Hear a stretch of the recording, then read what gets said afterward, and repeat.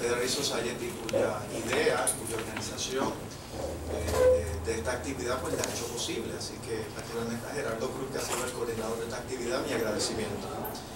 Le agradezco también a Microjury porque nos ha auspiciado con las pizzas, ¿verdad? Y otras cosas para el consumo de ustedes, que es importante a esta hora. Porque hemos querido un poco romper el paradigma de la conferencia, ¿verdad? La hora, una hora distinta, que no sea a las 6, a las 7, que sea más informal, que sea más conversatorio. Eso es lo que queríamos hacer, y eso me lleva a agradecerle también a nuestro ponente esta actividad especial, al juez asociado honorable Martínez Torres, su disponibilidad para participar de una actividad de ese formato. Como dije anteriormente, cuando se invita, una universidad invita a un juez asociado a dar una conferencia, muchas veces se da con una gran formalidad en el teatro, una conferencia magistral, pero nos parece que es más útil, es más enriquecedor, un ambiente informal donde pueda haber preguntas, comentarios, y yo creo que eso es lo que el país necesita, ese tipo de discusión, diálogo, que sea el modelaje, para que así, en ese mismo tono, en esa misma estructura, se discutan otros temas importantes para el país. Así que realmente estamos muy contentos con que haya aceptado esta invitación y su disponibilidad de participar en esta actividad. Esta actividad la hemos llamado Diálogos, y no es la primera que hacemos. Diálogos pretende un poco crear ese espacio, un espacio para el diálogo, la discusión, un espacio no tradicional, a una hora como esta, que no es tradicional, pero para propiciar unas actitudes distintas, una mayor receptividad. Un espacio, como dije anteriormente, el país y la academia necesita premiantemente y que espera que se pueda reproducir. Así que me parece a mí que vamos en el camino correcto en propiciar este tipo de actividad, y el tema que va a discutir el honorable juez Martínez Torres es un tema bien importante, es el tema del originalismo en el contexto de interpretación constitucional y la separación de poderes. Es un tema que, como sugiere ¿verdad? Lo que está planteado, es un tema muy interesante, es un tema provocador en los Estados Unidos, donde es un tema que se ha discutido ampliamente, tanto en las asociaciones profesionales como en la academia. Uno de los que ha propiciado ese debate ha sido el juez Scalia, en su texto Matter of Interpretation, donde básicamente el juez Scalia plantea la importancia de recurrir al texto original de la Constitución o estatuto para entender realmente su sentido original, que ese es el que los jueces y juezas tienen la obligación de aplicar a la controversia que se le plantea. Ese originalismo, ¿verdad? Como lo llama Scalia, también es llamado textualismo por otras personas que han estudiado esa norma interpretativa de estatutos o de disposiciones constitucionales. Y dije que es provocadora porque esa teoría del juez Scalia pues también ha provocado muchas reacciones muy interesantes y de todo tipo, ¿verdad? Por ejemplo, Lawrence planteaba que le parecía que la propuesta de Scalia era ingenua porque es muy difícil poder interpretar el sentido original de un estatuto a base de la lectura del estatuto desvinculado de su historial, desvinculado de las situaciones históricas que propiciaron la redacción de ese estatuto. Ronald Dworkin, de manera un poco más enérgica, planteaba que le parecía que podía tener elementos esquizofrénicos en la medida en que los preceptos, las disposiciones constitucionales son preceptos generales o abstractos, cuya entonces interpretación textualista va a propiciar una mayor creatividad de parte de los jueces, tratando un poco de darle sentido a esa expresión general y verdad, muy general, que muchas veces tiene esa disposición. Así que vean que es un debate fascinante de mentes muy ilustradas sobre esta discusión. Así que con ese trasfondo es que el juez Martínez Torres va a compartir su percepción de este tema, su idea, y que evidentemente va a sentar las bases para una discusión muy enriquecedora para todos y todas. Así es que me parece a mí que todo está listo para comenzar. Voy a pedirle a Gerardo Cruz, ¿verdad?, del Federal Society, que se tome unos minutos para entonces presentar a nuestro ponente y dar comienzo a la actividad.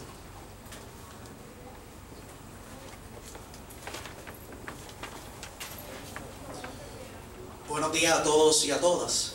Agradezco profundamente al decano Fontanet por haber acogido con beneplácito esta idea. Me complace tenerlos a todos aquí y quiero resaltar la presencia de los miembros de la Judicatura, en particular los dos señores jueces asociados Kortov Caraballo y Rivera García, muchas gracias por decir presente. Esta siempre será su casa. De igual manera, quiero indicarles que estaremos teniendo una sesión de preguntas y respuestas donde podrán formular su interrogante en una tarjeta índice que se les estará proveyendo más adelante.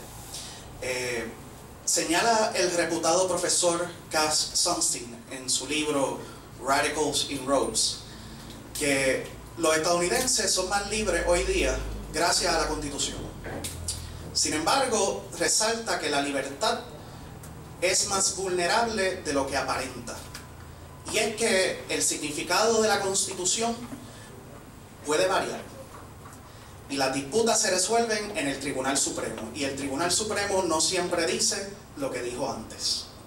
De manera que lejos de ser un debate arcaico, la interpretación constitucional define muchos de los asuntos paradigmáticos que rigen en nuestra sociedad. Desde la pena de muerte hasta la orientación sexual, las leyes que prohíben el matrimonio entre personas del mismo sexo, todo está enmarcado dentro del problema de qué significa la Constitución. Para abundar sobre estas cuestiones, me complace enormemente que contemos con la participación de uno de los jueces más trascendentales en la historia de nuestra alta curia. Ciertamente la vida del juez asociado Martínez Torres es una de servicio público. Desde su inicio como oficial jurídico en el panel central de investigaciones del Tribunal Supremo, hasta su carrera judicial de 20 años en el Tribunal de Apelaciones y luego como juez asociado del Tribunal Supremo, el juez Martínez Torres se ha destacado por su rigurosidad metodológica y su fiel compromiso con los postulados más dignos de la democracia. Juez, muchas gracias por decir presente. Para mí es un honor tenerlo en esta facultad y estamos ansiosos de escuchar lo que tiene que decirnos. Acompáñenme en aplaudir al juez Martínez Torres.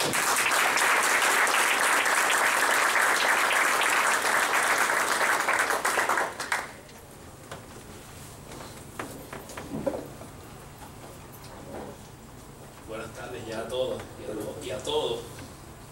Y agradezco al decano y a Gerardo la presentación. Obviamente vengo aquí a compartir unas ideas, como dijo el decano, nada de estas cosas están exentas de debate ni de análisis. Pero es algo que no se ha discutido mucho en realidad en Puerto Rico y que creo que si esto ayuda a empezar ese debate, pues es un logro. Una constitución, como ustedes saben, tiene muchas funciones en un Estado moderno. De forma general se pueden destacar las siguientes. Crea un sistema de gobierno, impone deberes a las ramas de gobierno que esa constitución crea y le garantiza derechos individuales para escribirlos contra el Estado. La creación de una constitución, por supuesto, refleja una visión particular de la vida en la sociedad que intenta regular. Después de todo, la constitución es la expresión más fundamental de la voluntad popular. Nadie puede negar que una constitución es un elemento fundamental para mantener la cohesión social de un pueblo. Por ejemplo, la Carta de Derechos de la Constitución de Puerto Rico y las enmiendas a la Constitución de Estados Unidos garantizan unos derechos individuales que tienen los ciudadanos para protegerlos de las actuaciones del Estado. Esos derechos promueven la cohesión social, ya que los individuos tienen la certeza de que el Estado tiene límites en el ejercicio de su poder. En Puerto Rico, al igual que en Estados Unidos, adoptamos un sistema de gobierno republicano de separación de poderes.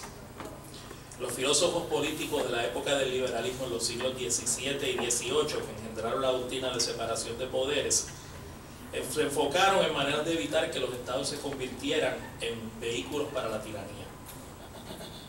Consono con eso, John Locke sostenía que los individuos sometían parte de su libertad a las reglas de un estado político para proteger el derecho a la propiedad privada. Locke visualizó un estado en que el poder estuviera dividido entre diferentes entes, ya que no consideraba sabio que los que ostentaban el poder de hacer las leyes también las pudieran ejecutar. Por otra parte, el famoso filósofo Charles-Louis de Secondat, el barón de Montesquieu, suscribe años después una doctrina más completa de la separación de poderes. Para Montesquieu, el propósito principal de cualquier organización estatal era garantizar la libertad política de los individuos. Por ello, el filósofo francés coincidió con Locke en que era necesario dividir el poder. En particular, concibió un modelo de división de poderes en 3 ramas: ejecutiva, legislativa y judicial. La Constitución de Estados Unidos fue la primera que puso en práctica esa teoría. Sin embargo, el padre fundador James Madison era consciente de que la doctrina de separación de poderes no podía delimitarse en la práctica de forma absoluta. Por eso, la Constitución de Estados Unidos creó un sistema de pesos y contrapesos, en que las 3 ramas tienen un nivel de poder compartido que a su vez funciona como freno para que una de ellas no pueda asumir demasiado poder como para dominar a las otras. Según Madison, la rama legislativa era la más peligrosa, porque siempre busca expandir su dominio y atraer todo el poder político a su centro. Asimismo, opinaba que las ramas ejecutiva y judicial eran menos peligrosas, porque su ámbito de operación estaba claramente delimitado y era menos amplio. Por su parte, Alexander Hamilton entendía que la rama judicial era la menos peligrosa, porque no tiene fuerza ni voluntad, sino meramente poder de juicio. Y en última instancia depende de la rama ejecutiva para ejecutar sus dictámenes. Se deduce de esa discusión que los padres fundadores visualizaron la rama judicial como la menos peligrosa de las 3 poderes creados, porque su función estaba claramente definida y limitada. Cuando se debatía el contenido de la Constitución de Puerto Rico, se discutió cuál sería la función de la rama judicial en nuestro sistema y su relación con las otras ramas constitucionales. En esa época, ante la Convención Constituyente, el entonces juez presidente Roberto H. Todd indicó que la rama judicial es la balanza moderadora, en la cual en última instancia habrán de pesarse las actuaciones tanto de la rama ejecutiva como de la rama legislativa. Esa es la revisión judicial de esas actuaciones, nos decía el entonces juez presidente, que los jueces son llamados a determinar si se ha violado o no algún precepto constitucional de alguna ley. Bajo nuestro sistema de gobierno, esta función judicial constituye la garantía suprema que tiene el pueblo de que sus derechos serán en todo momento preservados y reconocidos. En nuestros días, a diferencia de hace 200 años cuando se creó la Constitución de Estados Unidos, ya es imposible concebir a Estados Unidos o Puerto Rico sin un poder judicial que revise las acciones legislativas, administrativas y ejecutivas que afectan derechos individuales.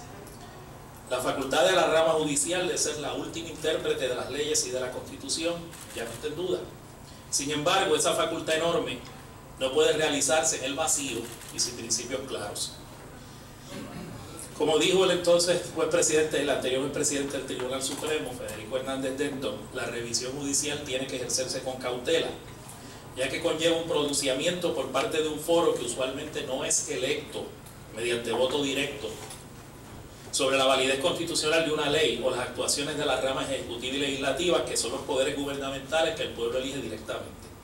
Así pues, nos decía el juez presidente, permitir la revisión indiscriminada de las actuaciones de las otras ramas de gobierno trastocaría las bases democráticas de Puerto Rico. Al realizar su labor, la rama judicial debe evitar trastocar los principios de la doctrina de separación de poderes y adentrarse en asuntos que están fuera de su facultad constitucional. Dicho de otro modo, el Poder Judicial debe tener presente al adjudicar controversias que su rol es limitado en nuestro esquema constitucional de gobierno y que no le corresponde establecer la política pública que debe imperar en esta jurisdicción, en última instancia por mandato de los electores.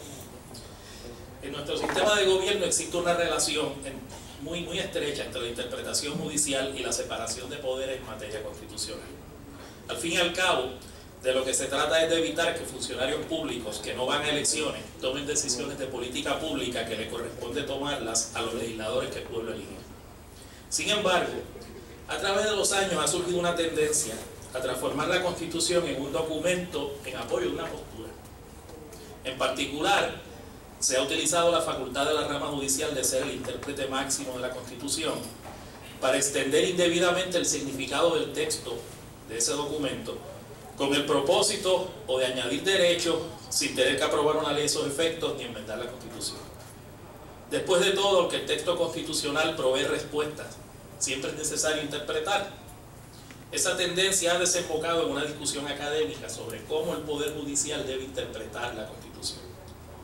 En la actualidad se debate si una Constitución puede evolucionar a la luz de las circunstancias sociales del momento, o si por el contrario se debe interpretar en armonía con la forma en que el texto fue entendido por las personas que la aprobaron y la ratificaron. Ese debate se complica ante el hecho de que la mayoría de las constituciones, entre ellas las de Estados Unidos, no contienen una cláusula que especifique de qué forma se debe interpretar. Al momento de auscultar el significado de una disposición constitucional, existen varias herramientas que el juzgador puede utilizar para resolver el caso que tenga ante sí. Dependiendo de la herramienta que utilice, el resultado de la controversia puede variar. En esencia, la controversia que subyace en este debate de cómo se debe interpretar una constitución es la cantidad de poder que debe tener un juez al decidir un caso. Ante ese conflicto han surgido dos grandes teorías en el constitucionalismo americano que con sus subdivisiones intentan contestar ese interrogante. Estas son la teoría de la que llaman la teoría de la constitución viva y la del originalismo. Por un lado está la de la constitución viva, que en esencia postula que cualquier cláusula constitucional debe interpretarse a la luz del conocimiento, las necesidades y el modo de vida existentes en el momento en que se resuelve la controversia constitucional.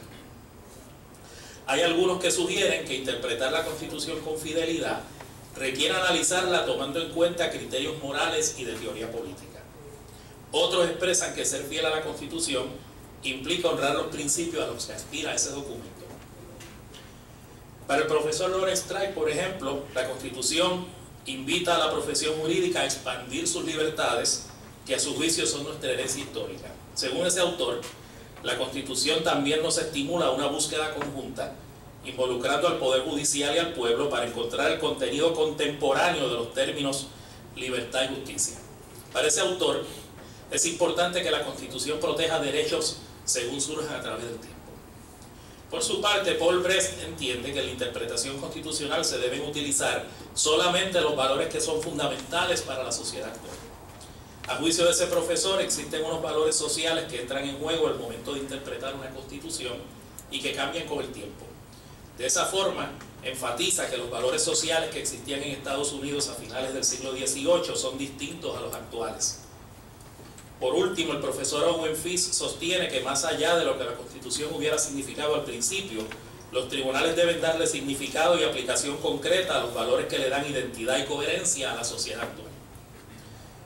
Una gran crítica que se le realiza a esa teoría de la Constitución viva es que no hay consenso entre los mismos teóricos sobre cuál debe ser el principio que guíe la interpretación viva. Es decir, los defensores de esa escuela de pensamiento coinciden en que la Constitución no es estática, pero difieren entre ellos cuando hay que definir el criterio rector que hace falta para mantener la Constitución viva.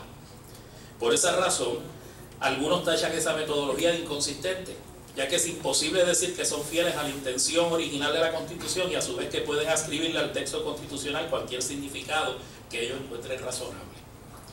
Nótese que en esa escuela de pensamiento el intérprete está libre para encontrar significados nuevos en la Constitución, que en última instancia van a ser a base de su propio criterio.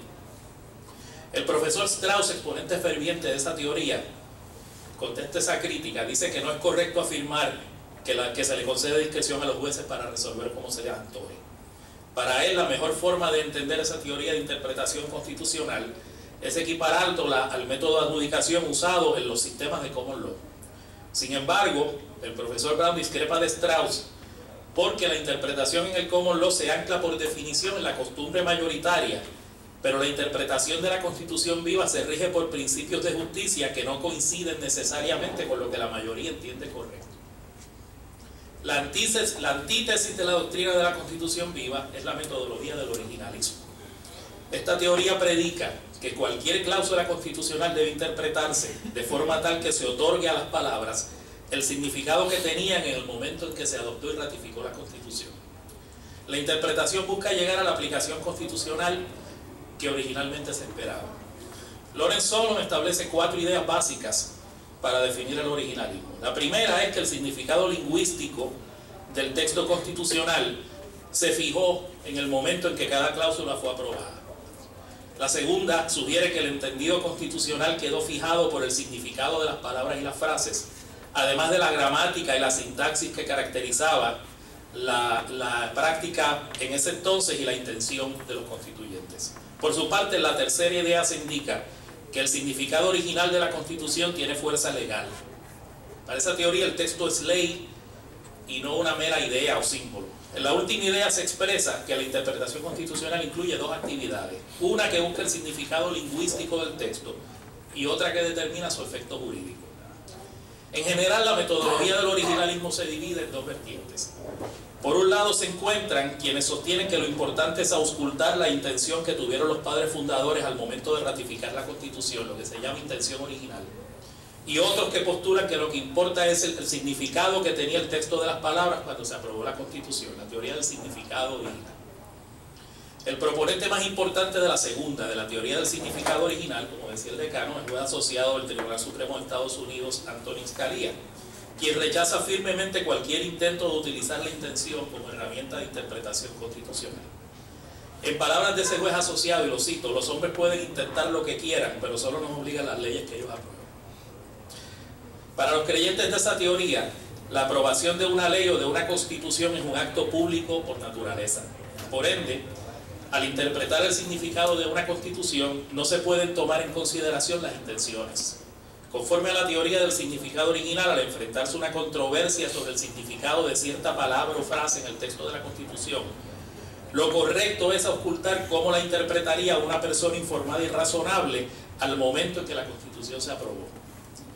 Por su parte, los que defienden la teoría de la intención original señalan que al analizar un texto siempre yace en el subconsciente del lector intuir cuál fue la intención del autor del documento.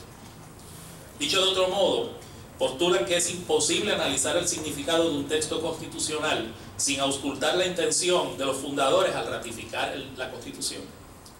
Otros critican la metodología del originalismo por varias razones. En específico, sostienen que bajo esa teoría de adjudicación el gobierno federal moderno, que ejerce más poderes que el gobierno federal en sus inicios, pues habría que declarar todas esas amplitudes inconstitucionales.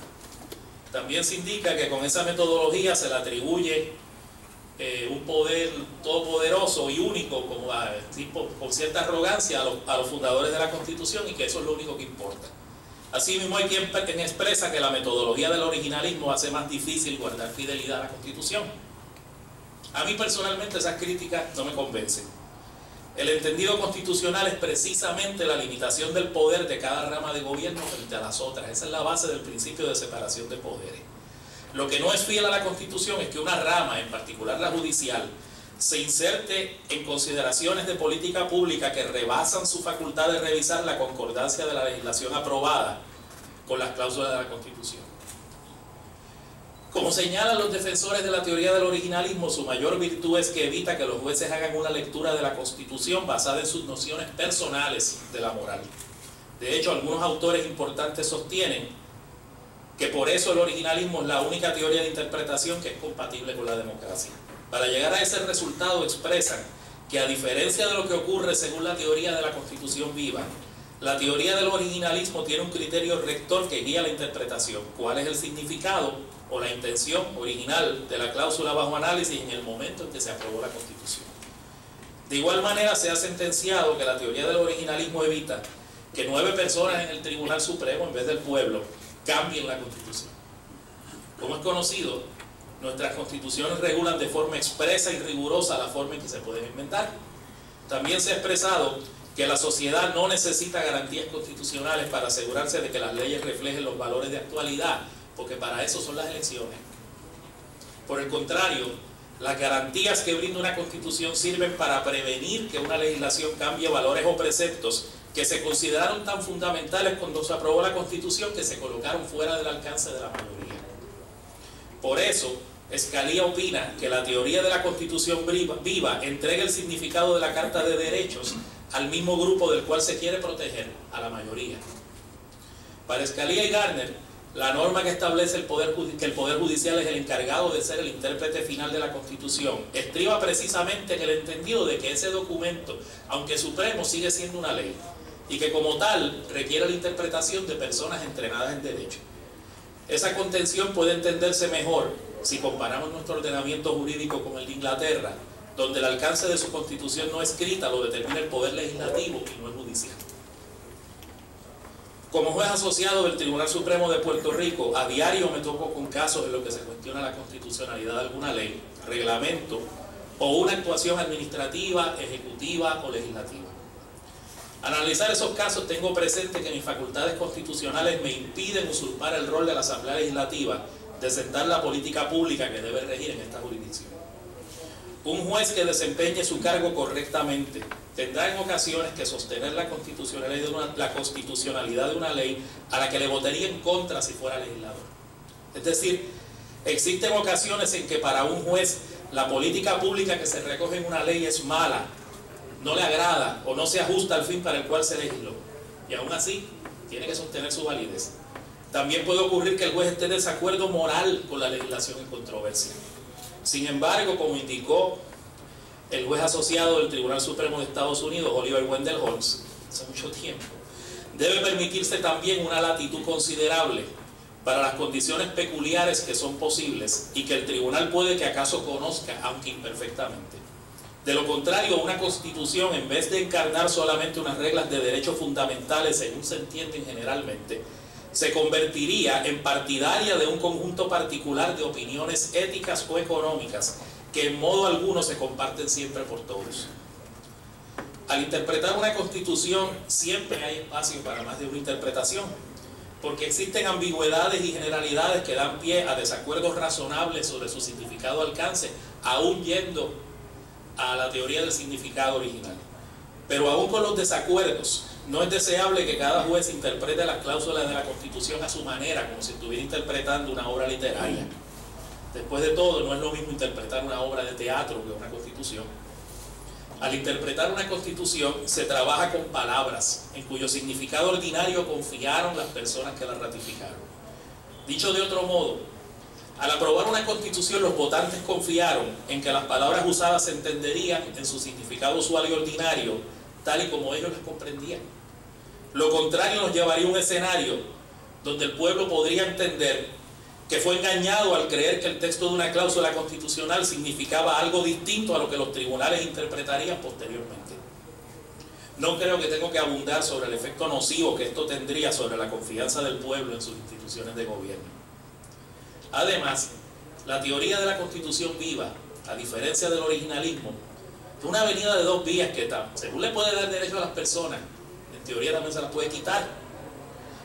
Por ejemplo, para algunos, la jurisprudencia contemporánea ha reducido el significado original de la cláusula constitucional que prohíbe el menoscabo de obligaciones contractuales en detrimento de los derechos de los individuos.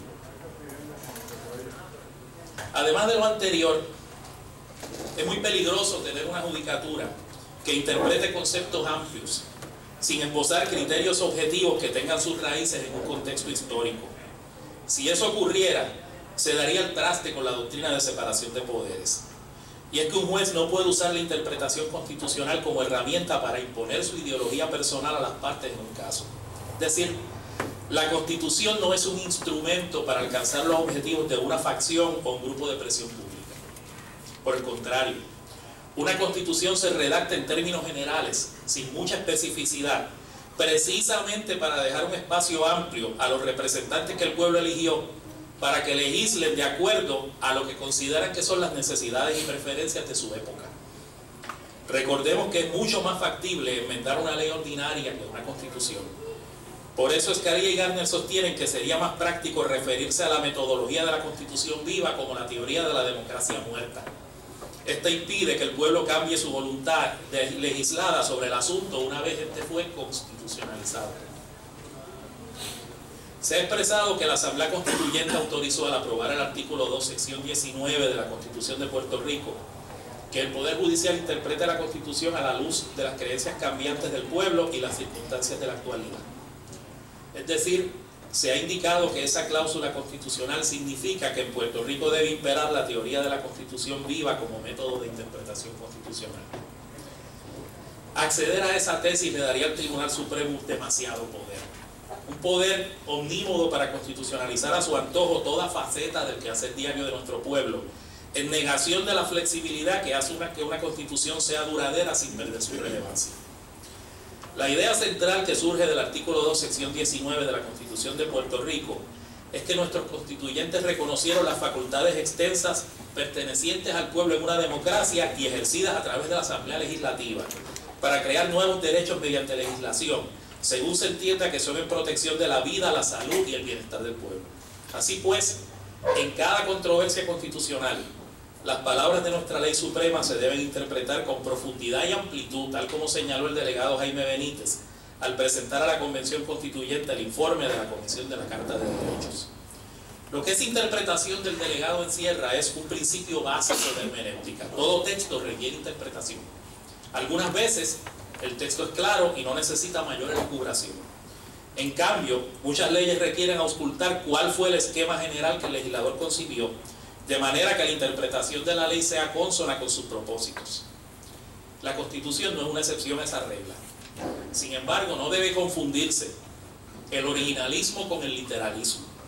Una Constitución está escrita de manera general precisamente para dar espacio libre a las generaciones futuras. La clave para descubrir el significado del texto constitucional entonces es la metodología que se emplee para ello.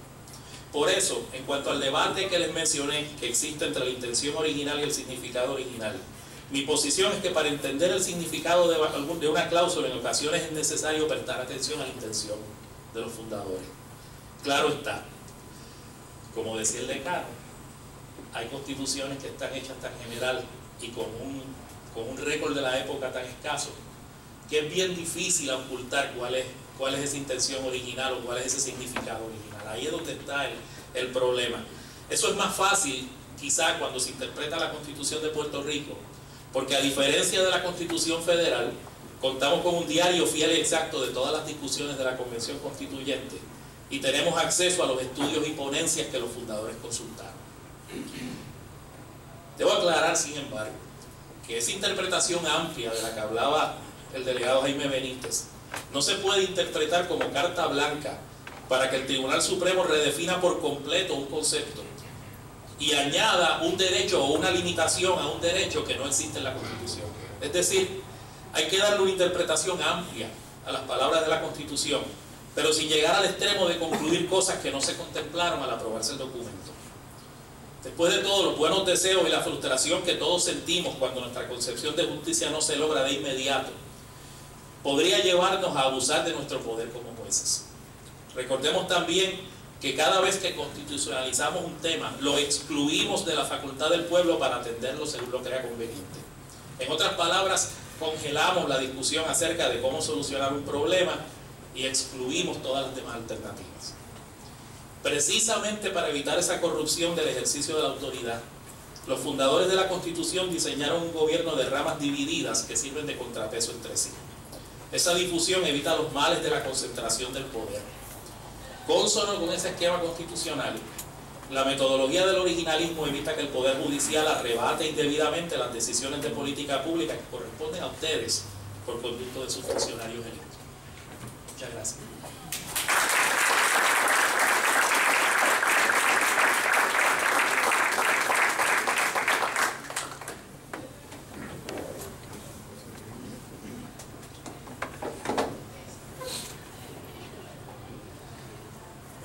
Muchísimas gracias por esa excelente alocución. La verdad que ha sido como una clase de derecho, sumamente gratificante. Se le ha distribuido una tarjeta índice para que tengan la oportunidad de formular alguna interrogante al juez en torno al tema discutido. Así que vamos a dispensarle unos minutos y procederemos entonces a la sesión de preguntas y respuestas.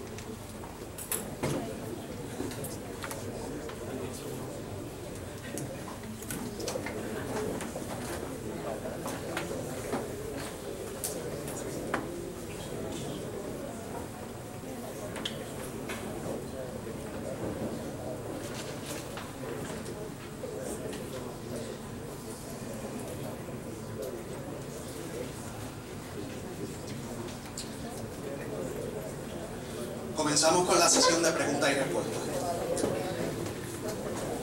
Señor juez asociado Martínez Torres, en GG Motors versus ELA, usted plantea que es tiempo para un cambio de visión y filosofía jurídica que debe responder a la marea judicial producto del mandato del pueblo expresado en las urnas.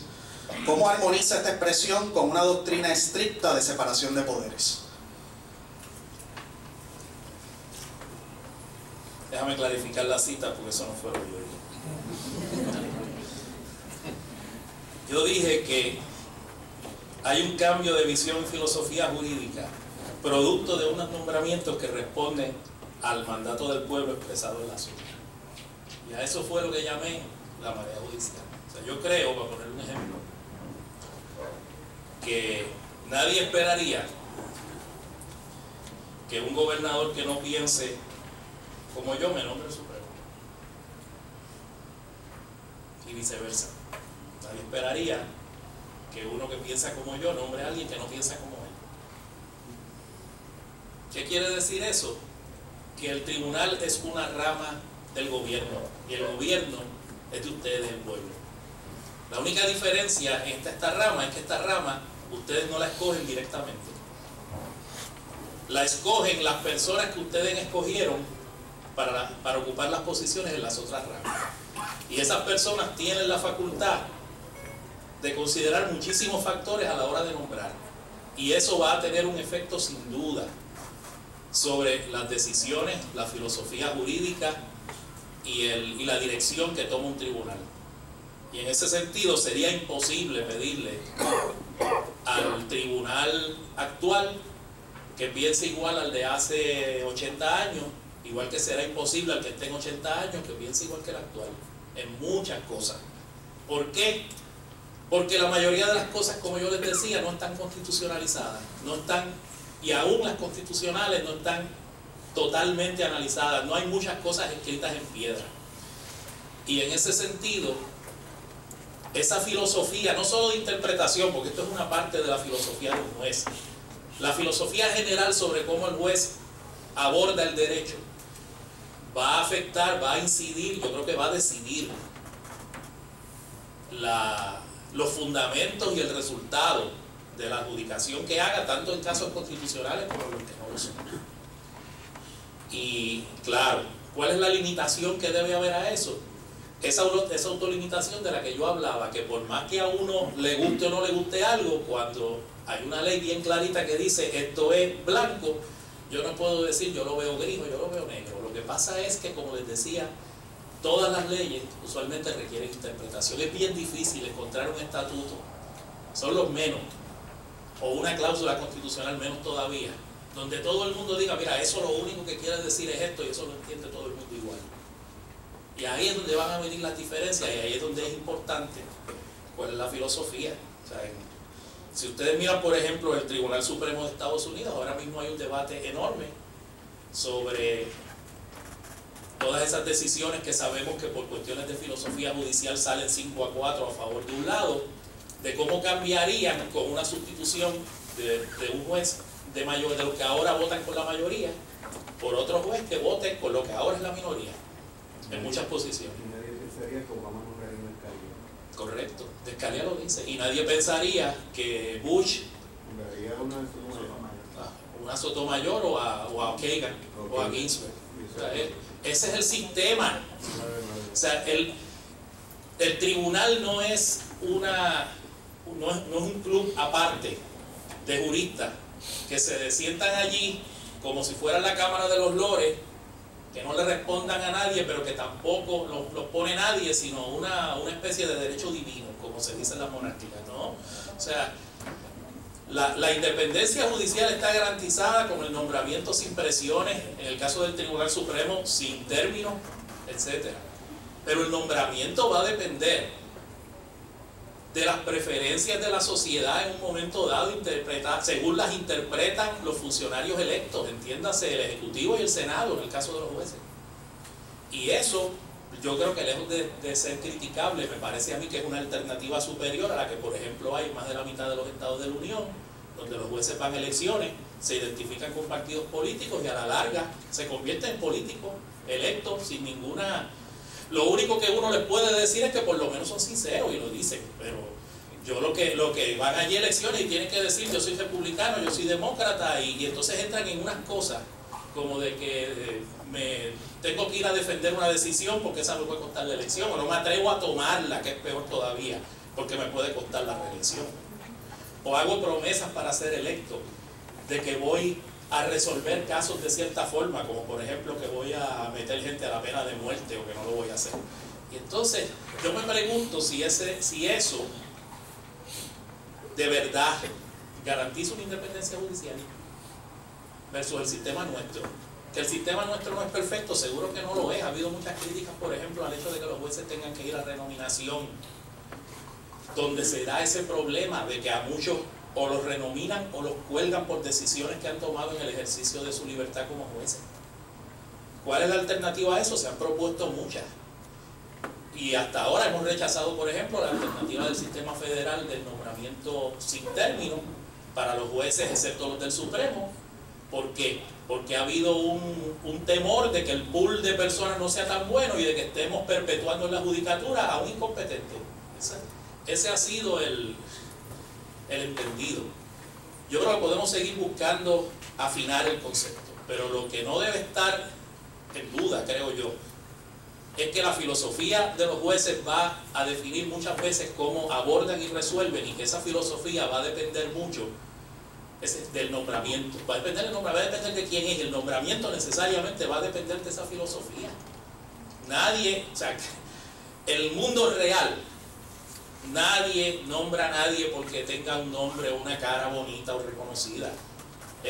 Porque por el tema que importa, hay jueces que los han nombrado en épocas que al Ejecutivo y al Legislativo lo que preocupa es, por ejemplo, el law and order, que el juez sea duro con los criminales. Por ahí. Hay otras veces que es cuestión económica, eso es especialmente así en el siglo, yo diría que hasta el siglo XX. Está la época del New Deal, donde prácticamente el requisito que consideró el presidente para nombrar era que a ver si van a revocar ciertas decisiones. Está el caso del juez Oliver Wendell Holmes, que le cité ahorita. El juez Oliver Wendell Holmes entra al Supremo, y eso está escrito en los libros de historia, porque hubo un entendido de que la posición de él era que él no iba a revocar los casos insulares. No, en eso no lo cogió, ese fue el problema, que lo nombraron por eso nada más. En eso fue consistente, ni los tocó ni permitió que los tocaran. En todo lo demás se le olvidó cómo pensaba el hombre y le salió por otro lado. Eso pasa. El juez Souter, la misma cosa. El juez Souter, Warren es un nombramiento para lograr unos votos, tener a los de California contentos. Esa es la historia. O sea, que en Puerto Rico, gracias a Dios, no tenemos que caer en eso. En Puerto Rico hay otras consideraciones que son ideología. O sea, por ejemplo, el gobernador puede decir, mire, yo creo que esta persona tiene una visión liberal amplia con relación a ciertos derechos, y eso es lo que yo quiero en el Tribunal Supremo. Perfecto. Ese es el sistema. ¿Y sabe qué? La balanza es que ese no decide solo. Ese tiene que contar con los otros y no todos piensan igual. El tipo de debate, mis dos compañeros que están aquí lo pueden asegurar, que se da allí. Yo no recuerdo una sola decisión, y estoy seguro que ellos pueden decir lo mismo, que salió igual que la circular o anticiclo. Ninguna. Y no son cambios de ponerle una T o un acento. Es que hay diferencias. O sea, yo estoy seguro que ellos dos y yo aquí nos podemos sentar y en 5 minutos afloran más de una diferencia entre nosotros. Diferencias de criterio. Y de eso es que se trata. De que a la hora, al final, según hablaba ahorita del peso y contrapeso entre las ramas, entre los jueces del Supremo hay peso y contrapeso también. Y yo creo que hay muchos casos donde yo hubiera querido que el tribunal llegara a un punto y no tenía los votos para llegar. Y estoy seguro que en otras ocasiones, cuando consigo los votos, habrá alguien que diga que espera que no consigue los votos para que no llegara al punto donde llegó. O sea, de eso es que se trata. O sea, y no es... Fíjense el contexto en que se da esto en GG Motors. En GG Motors se da ante un reclamo, cuando nosotros acabábamos de llegar allí, de que como había unos casos que antes se interpretaban de una manera, pues de alguna manera, aunque nosotros consideramos que estaban mal interpretados, porque el precedente es importante, créanme, O sea, uno no abandona un precedente porque sí, meramente porque no le gusta. Tienen que darse unos criterios y uno de ellos, por ejemplo, es que no funcione, que esté mal. Que de verdad, cuando uno analiza la ley que uno está interpretando, eso no es. Y ante un reclamo en ese sentido, en un caso donde se le imputaba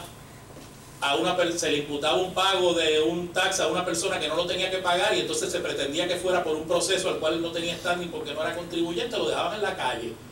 Y nos dicen, ustedes están cambiándolo todo. Y ahí es donde yo digo, espérate, es que yo no llegué aquí para ser cotorra de los que estaban antes. Eso es.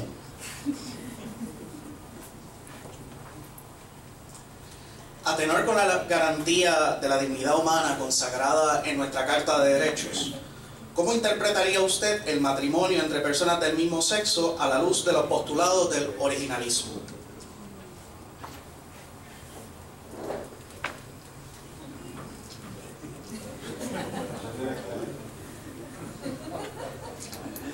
Yo podría decir, pero no debo.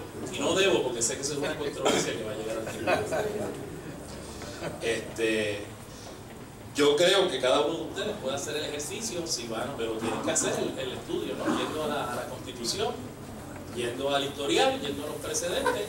Y me sospecho que aún así, no importa la filosofía que utilicen, puede que lleguen a más de una conclusión diversa entre ustedes. Depende de la filosofía, obviamente, que utilicen para analizar, y depende del texto específico que ustedes consulten. Hay que ver qué fue lo que se consideró. Acuérdense, o sea, hay muchas cosas que yo les decía que están, por ejemplo, sujetas al juicio legislativo, amplias, pero usted quiere una frase más amplia que igual protección de las leyes. ¿Cuándo es igual? O sea, por ejemplo, en el caso de los negros hace 100 años decían que igual era suficiente que tuvieran facilidades alternas disponibles, y entonces se daba el caso famoso de la fuente de agua, donde había una fuente de agua de personas blancas y una fuente de agua de personas de color. Eso, en aquel momento, a pesar de la disidencia de algunos en el Tribunal Supremo, se dijo, eso cumple con el mandato constitucional. Más de 50 y pico años después, el 52, ¿no? El 50 y pico, no, espérate, eso no es. O sea, y fueron a un debate, si ustedes se fijan, el análisis fue mixto, fueron al significado original, pero también fueron al efecto de eso al presente, en aquel momento. Mira, lo que está creando es una sociedad desigual, una sociedad de gente con el acceso. ¿Por qué? Porque el acceso es inferior, no tiene el mismo efecto, hay unos que no le está dando movilidad social, y eso no es incompatible tampoco con la teoría del originalismo. ¿Por qué? Porque cuando usted va al historial, el historial lo que le dice es que sea igual, pero no abunda mucho. Y cuando usted va al significado, el significado muchas veces se discutió. Cuando usted va, la discusión era en términos de si los negros iban a considerarse ciudadanos, iban a poder votar, y ahí está la enmienda de votar, etcétera. Pero a esos detalles, el debate, incluso había discrepancia entre los proponentes de las enmiendas constitucionales. Y lo que hubo fue un entendido, al punto que hoy día a nadie se le ocurriría decir que lo que se resolvió en Brown versus Board en Education está mal, que hay que volver a Plessy versus Ferguson y poner las dos fuentes de agua otra vez. Hablando de Plessy, se nos pregunta si conforme al originalismo se hubiera podido revocar Plessy, Bradwell versus State, que impidió que las mujeres ejercieran la abogacía en Illinois, y Bowers versus Hardwick, que validó las leyes que prohibían la sodomía entre personas del mismo sexo. Claro que sí, porque mira, la primera es lo que hablamos ahora de igualdad, es un concepto bien amplio, pero el entendido actual de que eso no se puede es cónsono con el entendido de las cláusulas constitucionales que se aprobaron. El caso de la abogacía igual, o sea, nadie cuando aprobó las enmiendas estaba pensando en eso necesariamente. Usted tiene que coger los principios generales y aplicarlos. El hecho de que algún issue no haya sido objeto inicial del debate no quiere decir que la cláusula constitucional no aplique. El problema es cuando queremos decir lo contrario, que la cláusula constitucional va dirigida a algo para la que no está hecha. Y Brown versus Harper, lo mismo, o sea, el principio de privacidad que la Constitución Federal se encuentra en la penumbra. Pues mire, ese es un debate Ese es el más difícil de cuadrar con esto, precisamente porque no está en la Constitución, pero a la misma vez, si usted piensa en la privacidad como un derecho de libertad individual suya frente al Estado, y si ese es el principio que recoge la Constitución, que es que el Estado no sea poderoso sobre las cosas suyas, pues usted puede llegar a una teoría de privacidad como se llegó en ese caso, y decir, mire, no se meta en la cama de la gente.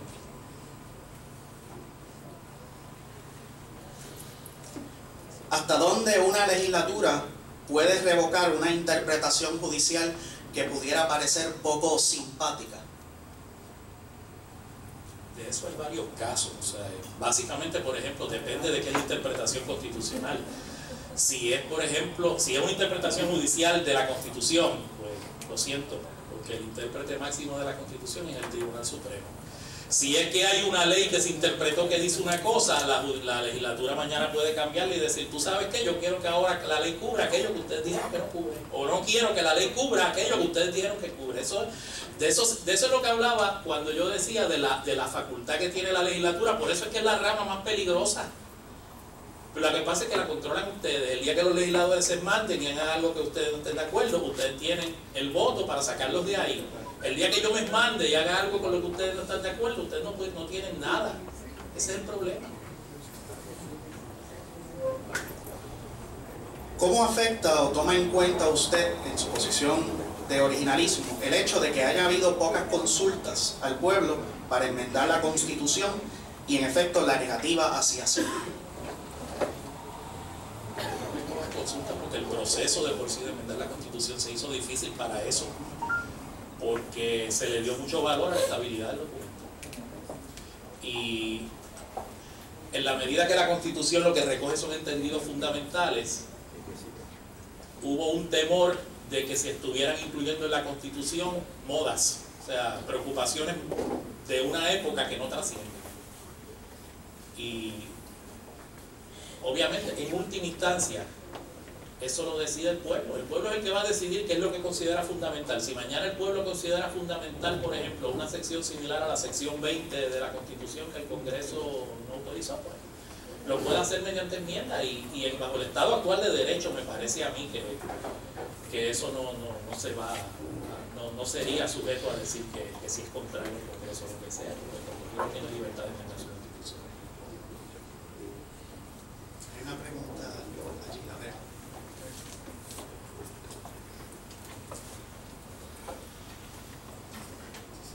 En Crawford versus Washington, Scalia y la mayoría revoca a Ohio versus Roberts, estableciendo que la intención de los padres fundadores de la Constitución al redactar la sexta enmienda era poder darle la oportunidad al acusado a contrainterrogar al testigo sobre alegaciones en su contra. Mas, sin embargo, en el escolio 6, alguien estudió la decisión, reconoce la doctrina de dying testimony, a pesar que el acusado en este caso no tendría derecho a contrainterrogar al declarante en su contra. ¿No es esto una contradicción explícita a los propios fundamentos por el cual se revocó a Ohio versus Roberts? ¿No es contraria al originalismo? Esa la tendría que contestar. Podría ser, pero volvemos a lo mismo. La cláusula de confrontación, que es lo que dice, usted tiene derecho a confrontar los testigos. Usted no dice dónde, no dice cuándo, no dice de qué manera. Ahí usted tiene una latitud grandísima para interpretar, y yo creo que si va aún si va a los documentos interpretativos, no le va a decir mucho, no le va a arrojar luz. En los casos, en el último libro, digo, no estoy diciendo que se refiere a esto, pero en el último libro, Scalia casi se declara culpable y dice que ninguno, incluyéndolo él, ha sido consistente. Sí, he visto mucho debate con ese escolio 6, como que no se entiende el concepto de calificación. Si descartamos la teoría de la Constitución viva, entonces ¿cómo podemos garantizar la libertad y derechos en el futuro? Como por ejemplo a las parejas del mismo sexo, el derecho al aborto y otros asuntos que han ido surgiendo junto con el cambio social. Vamos a ponerlo con otra pregunta. ¿Cómo es más fácil lograr algo? Si ese es el criterio, habrá quien diga, pues, ¿cómo definimos fácil? O sea, si fácil es, decidan ustedes los jueces, porque no consigo los votos en la Asamblea Legislativa. Sí, pues, es una manera de verlo más fácil, pero es terrible para la democracia. Yo lo que creo es que la manera más fácil es aprobando legislación. Y la manera más fácil de aprobar legislación es convirtiéndolo en un tema de discusión y logrando convencer a la gente de que esa es la salida. Si no, pues como tantos temas, es un tema en el que el pueblo no está de acuerdo. Y la pregunta es, si el pueblo no está de acuerdo, ¿cuán fundamental es ese derecho entonces como para decir que es constitucional? Eso es parte del debate. O sea, se habla mucho, por ejemplo, lo de la pena de muerte. La pena de muerte dice, los casos ahora es según el entendido contemporáneo, que es lo que no es cruel e inusitado. Y habrá quien diga, bueno, pero es que el entendido contemporáneo es distinto al entendido cuando se aprobó la Constitución. Sí, lo que pasa es que precisamente lo que se dice es que la cláusula dijo, tú sabes que esto va a ser de acuerdo como la gente quiera mañana. Si la gente cree que la silla eléctrica es cruel mañana, no hay silla eléctrica. Si la gente cree que ahorcar mañana es cruel, pues no hay ahorcar. Y entonces usted va al otro problema. Todos estos métodos químicos de matar no existían cuando se aprobó la Constitución. Así que está obligado, como les decía, usted está obligado a interpretar, porque no es con decir, mira, pues usted puede hacer lo que le dé la gana con un automóvil, porque cuando se aprobó la Constitución no existían los vehículos de motor. Hombre, no, o sea, eso no es. Usted tiene que coger la Constitución y ver cómo enmarca el concepto que se da con eso. El mejor ejemplo es el caso reciente del Tracer en el automóvil. Bueno, obviamente eso no existía, los GPS no existían cuando se aprobó la Constitución, pero eso constituye un trespass, por un lado, como dice la mayoría, siguiendo esta teoría de Scalia, o, como dice la minoría, una invasión del espacio, de la expectativa legítima de intimidad. Bajo cualquiera de las dos teorías, usted llega al mismo resultado. Y yo creo que incluso podría llegar a un tercero. Usted podría ir fácilmente y decir, mire, yo creo que bajo cualquiera de las dos teorías, pues lo malo, si usted está en la calle, todo el mundo sabe por dónde usted está. Eso es lo que alegaba el Estado. A mí no me parece que esté en el desfile, independientemente de que tenga razón. Pero se trata de eso a la larga. La Constitución tiene muchas cosas que son bien amplias y reconoce muchos derechos. Incluso derechos procesales, que es que aunque el Estado puede escoger qué hacer, pues tiene que garantizar cierta justicia, equidad, igualdad cuando dispensa algo o cuando hace algo, aunque ese algo necesariamente esté dentro del ejercicio de su discreción, el inicialmente concederlo, ¿no? Pero, ejemplo, pues usted no está obligado a contratos como gobierno, pero una vez usted da contratos, usted no puede decir los contratos son para los rojos o los azules nada más.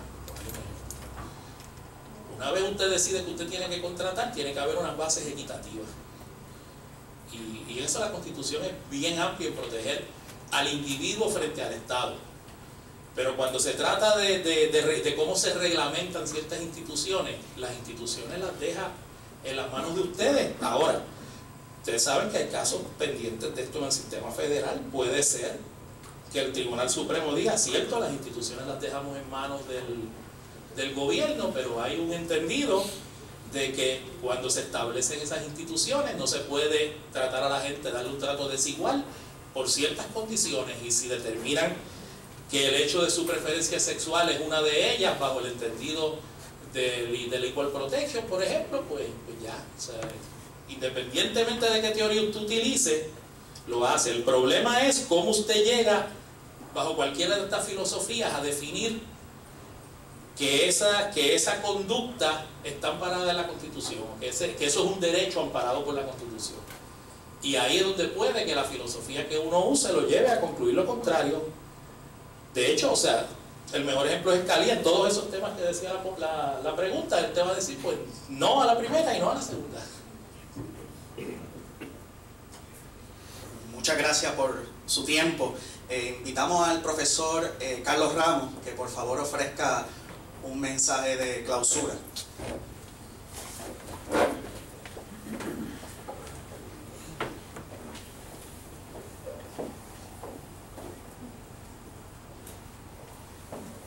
Me ha hecho esta invitación, ¿verdad? Que yo ofrezca un mensaje de clausura.